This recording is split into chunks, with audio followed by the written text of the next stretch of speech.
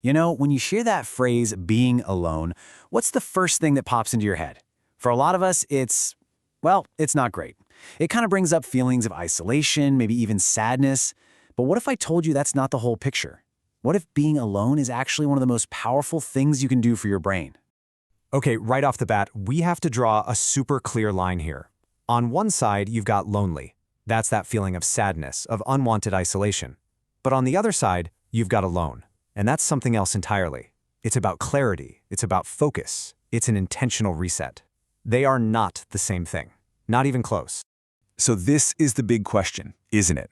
Our culture tends to use these words as if they mean the exact same thing. It's created this myth that solitude is something to be avoided, something to run from. But, well, the science is starting to tell us we've got it all wrong. Yeah, it's time for a major reframe. We need to stop thinking about solitude as a lack of something, a lack of people, a lack of connection. Instead, let's start seeing it for what it really is, the presence of a unique and incredibly powerful state of mind. And that leads us to this key idea, meaningful solitude. And the most important word there, it's intentional. This isn't about just, finding yourself with nothing to do. No, this is an active choice. It's a practice you engage in specifically to let your brain do some of its most important work, to think deeply, to reset, and to process things on a whole different level.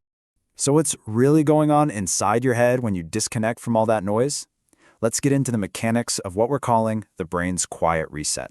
I mean, just think about your average day for a second. The pings, the notifications, the emails, the news, it's a constant flood of information.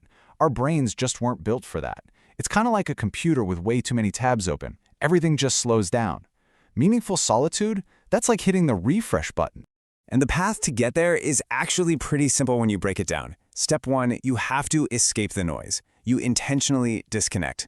Then, step 2, your brain starts its reset. It begins to declutter, reorganize, and make connections that were impossible to see in all the chaos. And finally, step 3, that reset enables deep thinking. You're actually unlocking a higher level of processing power. Now, this is where it gets really fascinating, because this isn't just about de-stressing or feeling a little calmer. For some people, solitude is as essential to their mind as oxygen is to their lungs. It's nothing less than cognitive fuel. So get this, research shows that a strong preference for solitude is often seen in high IQ individuals. Now hold on, that doesn't mean if you like being alone you're a genius, or the other way around. What it suggests is that for brains that are wired for really complex problem solving, quiet time isn't just a nice to have, it's an absolute necessity. And this quote just hits the nail on the head. For these folks, silence isn't an empty void to be filled. It's fuel. It's the very thing they need to power up their brain for independent thought, to innovate, to create, to figure things out.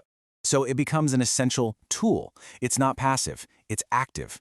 Just like a scientist needs a laboratory or a painter needs a studio, the deep thinker needs solitude.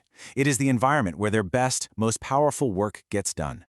All right, so what do we do with all this? Let's bring it all home and talk about what this new way of looking at solitude really means for us. So, let's just recap the big ideas here.